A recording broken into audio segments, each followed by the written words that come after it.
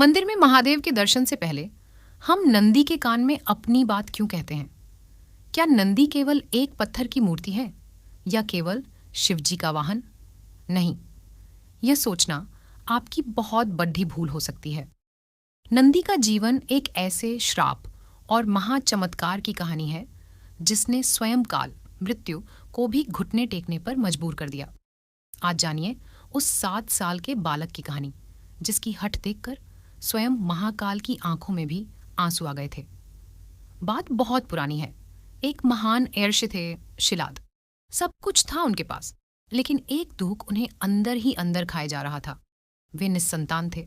समाज के ताने और पूर्वजों की पीढ़ा देखकर और्षि शिलाद ने एक असंभव संकल्प लिया। उन्होंने ठान लिया, मुझे ऐसा वैसा पुत्र नहीं चाहिए। मुझे वो पुत्र चाहिए जो जन्म और मृत्यु के चक्र से मुक्त हो, जो स्वयं महादेव का ही रूप हो। कठोर तपस्या के बाद महादेव प्रसन्न हुए और शिलाद के घर स्वयं अयोनिज पुत्र के रूप में प्रकट हुए। नाम रखा गया नंदी। ऋषि शिलाद बहुत खुश थे। नंदी वेदों के ज्ञाता थे, लेकिन नियति को कुछ और ही मंजूर था। नंदी अब 7 वर्ष के हो चुके थे। एक दिन आश्रम में 2 त्रिकालदर्शी अर्षि, मित्र और वरुण पधारे। नंदी ने उनकी खूब सेवा की, लेकिन जाते समय ऋषियों की आंखों में आंसू थे। ऋषि शिलाद ने घबराकर पूछा, मुनिवर, आप रो क्यों रहे हैं? क्या कोई अनहोनी होने वाली है? तब ऋषियों ने जो कहा उसने पिता के पैरों तले जमीन खिसका दी। उन्होंने कहा, शिलाद, हम विवश हैं। विधाता का लेख है कि तुम्हारा यह गुणवान पुत्र अल्पायु है। इसकी आयु केवल 8 वर्ष है। 8 वर्ष पूर्ण होते ही इसकी मृत्यु निश्चित है। यह सुनकर ऋषि शिलाद पछाड़ खाकर गिर पड़े। पूरे आश्रम में मातम छा गया। पिता को रोता देख नंदी उनके पास आए और हंसने लगे। बालक नंदी ने कहा, पिताजी, बस इतनी सी बात। मेरा जन्म महादेव की कृपा से हुआ है, और अगर विधाता ने मेरी आयु कम लिखी है तो मैं उस विधाता के पास ही जाऊंगा। मेरी सांसें महादेव की हैं, तो मेरी मृत्यु भी महादेव ही तय करेंगे। आप चिंता न करें। महज 7 साल का वह बालक अपनी मौत को चुनौती देने के लिए जंगल की ओर निकल पड़ा। नंदी ने भुवन नदी के बीचों बीच खड्डे होकर मृत्युंजय जाप आरंभ किया। यह तपस्या साधारण नहीं थी। शास्त्र कहते हैं, नंदी ने अपनी सांसों को रोक लिया था।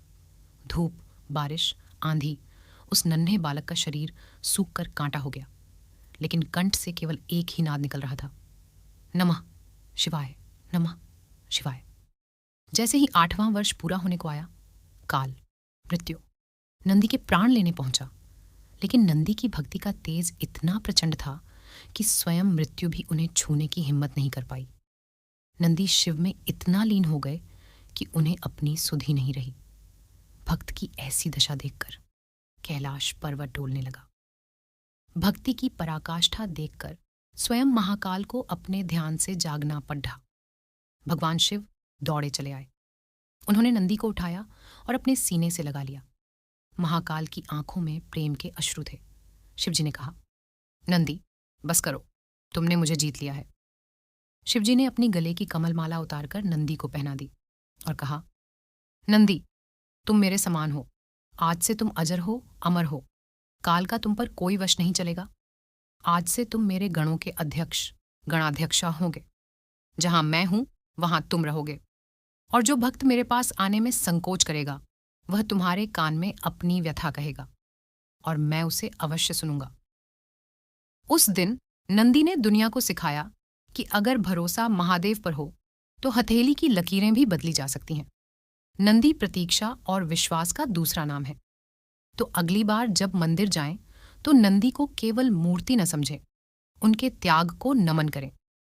मित्रों, अगर नंदी महाराज की इस कथा ने आपकी आंखों में भी नमी ला दी हो तो कमेंट में पूरी श्रद्धा से जय नंदीश्वर या हर हर महादेव लिखकर अपनी हाजिरी अवश्य लगाएं।